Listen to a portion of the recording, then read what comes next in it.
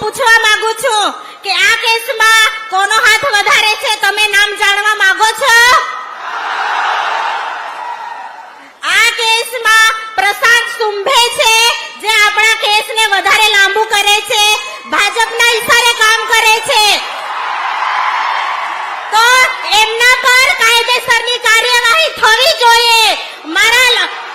મારી જનતાનો અવાજ છે, કાયદેસરની કાર્યવાહી થવી જોઈએ, કેમ કે આદિવાસીનો અવાજ દબાવવાનો એક પ્રયત્ન છે. પ્રશાંત સુંબે પર કાયદેસરની કાર્યવાહી થવી જોઈએ. આજનો ખાસ મેસેજ છે કે ગઈકાલે જ્યારે અમે વડોદરા ગયા હતા અને જેલનો કાયદો હોય છે કે અઠવાડિયામાં એક વખત મુલાકાત કરવાનો હોય છે, પરંતુ મુલાકાત માટે નથી ગયા અને વિડીયો કોલથી વાત કરી છે. આપણા બંને મુખ્યમંત્રીઓને પણ અમે વાત કરાવી છે. એટલે આપણા ધારાસભ્યએ મારા લોકોને મારા વતી મેસેજ આપજો એવું કહ્યું છે. એટલે હું તમને જે મેસેજ આપવા કીધો છે તે હું તમને અહીંયાથી વાંચી સંભળાવું છું, તો તમે બધા ધ્યાનથી સાંભળજો. અને આપણા જે સમર્થનમાં સ્ટેજ પર બિરાજમાન મહાનુભાવો પણ પોતાનો ટાઈમ કાઢીને આવ્યા છે, એટલે એમનો પણ આપણે હૃદયપૂર્વક આભાર માનીએ છીએ. એટલે બધા આપણે તાળીઓથી વધાવી લઈએ.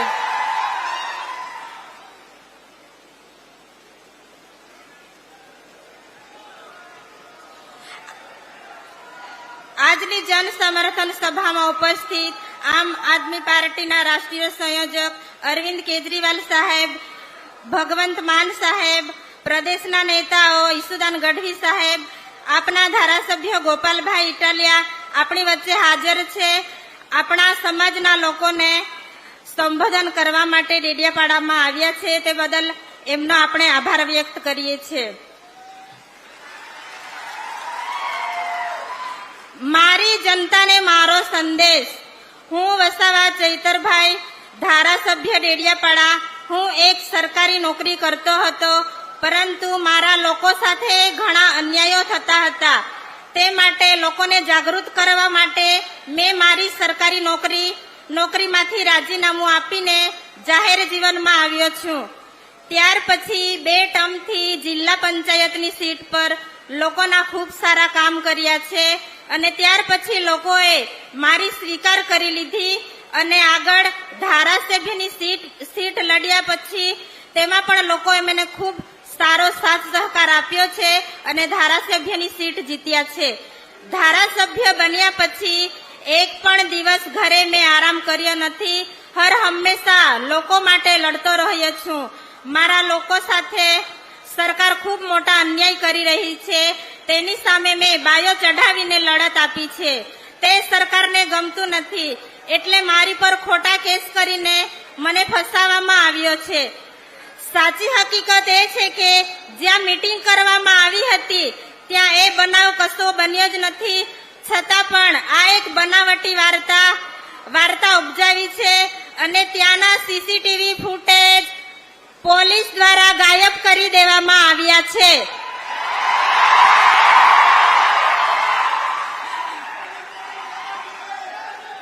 અને એફઆઈઆર લખાવવા માટે હું પોલીસ સ્ટેશનમાં જાઉં છું, ત્યાં મને 2 થી 3 કલાક બેસાડી રાખવામાં આવે છે.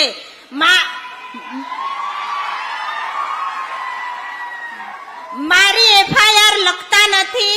પોલીસ સતત ફોનમાં રહીને બધે પ્લાન ગોઠવે છે અને મીડિયા સાથે પણ મને વાત કરવા દેવામાં નથી આવતી. પોલીસ તંત્ર સીસીટીવી ફૂટેજ ગાયબ કર્યા પછી આ એક રાજકીય ષડયંત્ર ઊભું કરીને મને ફસાવાનું કાવતરું રચ્યું છે. આમાં પોલીસ તંત્ર ભાજપના ઈશારે કામ કરે છે, કેમ કે પોલીસ હપ્તા ઉઘરાવે છે. તે ફોટા સાથે મેં બહાર પાડ્યું છે. એટલે પોલીસ બચવા માટે આ કાવતરું કરે છે. આ કેસમાં કશું છે જ નથી, પરંતુ રાજકીય સ્ટન્ટ લેવાના ભાજપના દલાલો પણ કામ કરે છે. અને આ ઘટના બન્યા પછી ભાજપના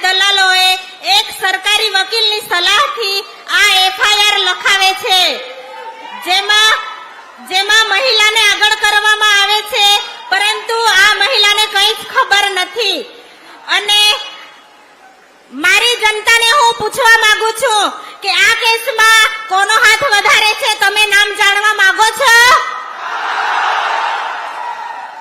આ કેસમાં પ્રશાંત સુંભે છે જે આપણા કેસને વધારે લાંબુ કરે છે, ભાજપના ઈશારે કામ કરે છે. તો એમના પર કાયદેસરની કાર્યવાહી થવી જોઈએ. મારી જનતાનો અવાજ છે, કાયદેસરની કાર્યવાહી થવી જોઈએ. કેમ કે આદિવાસીનો અવાજ દબાવવાનો એક પ્રયત્ન છે. પ્રશાંત સુંબે પર કાયદેસરની કાર્યવાહી થવી જોઈએ.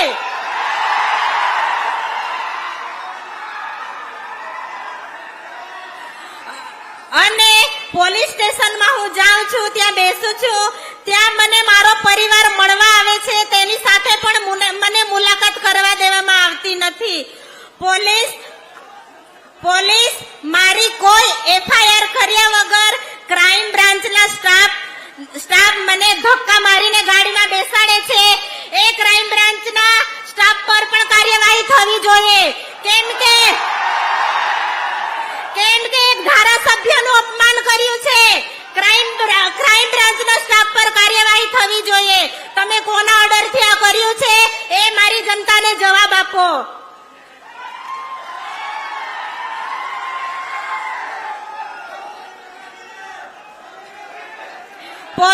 પોલીસે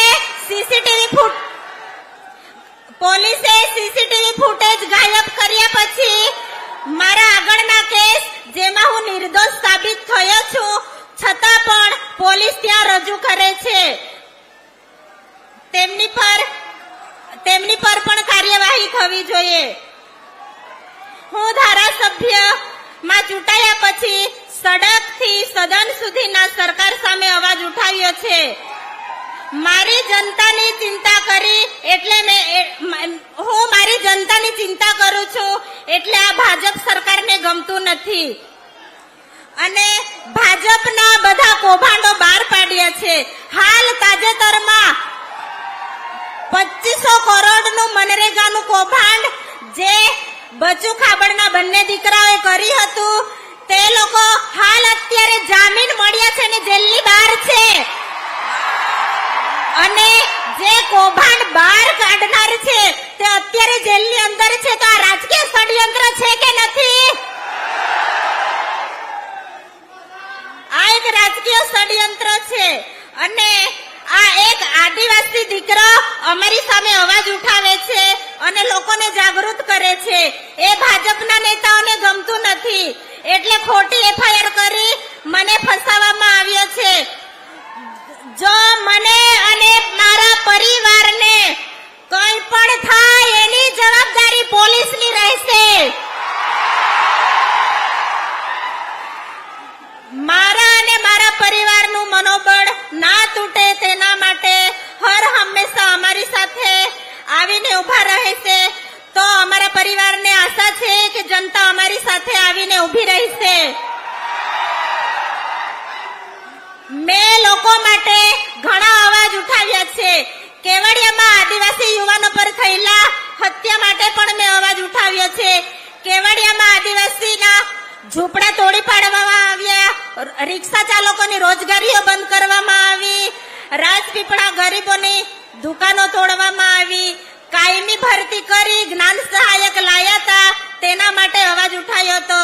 સરકારી દવાખાનાઓમાં પૂરતા સાધનો નથી, સ્ટાફ નથી, વિદ્યાર્થીઓની સ્કોલરશીપ બંધ કરી દેવામાં આવી હતી, તે પણ સરકાર સામે અવાજ ઉઠાવીને ચાલુ કરાવી છે. રોડ રસ્તાના કામો હોય, વન વિભાગના અત્યાચાર માટે પોલીસ દ્વારા સતત હેરાન કરવામાં આવતી, એના માટે પણ અવાજ ઉઠાવ્યો છે. ખેડૂતોના સિંચાઈ માટે અવાજ ઉઠાવ્યો છે. ખાણ ખનીજના માફિયાઓ માટે પણ અવાજ ઉઠાવ્યો છે. નકલી કચેરીઓના કૌભાંડ માટે પણ અવાજ ઉઠાવ્યો છે. હવે ભાજપના લોકો કહે છે કે ધારાસભ્ય બન્યા પછી શું કામ કર્યું છે, તો સાંભળો કે ડેડિયાપાડા અને સાગબારામાં પહેલા 8 કરોડ અને 43 લાખના રોડ રસ્તાનું કામ મંજૂર કરાવ્યું હતું ધારાસભ્યએ. અને ત્યાર પછી 15 કરોડ 40 લાખના રોડનું કામ કરાવ્યું છે. એટલે આ ધારાસભ્યનું કામ બોલે છે.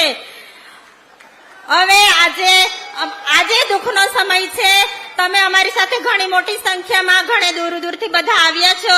તમારો બધાનો આભાર માનીએ છીએ અને ધારાસભ્યએ બધાને યાદ આપી છે અને કહ્યું છે કે જ્યારે જ્યારે મારા પરિવારને જનતાની જરૂર પડે તો તમે સુખ દુઃખમાં પણ અમારા પરિવાર સાથે આવીને ઉભા રહેજો, એવી રીતે મેસેજ આપવા કીધો છે.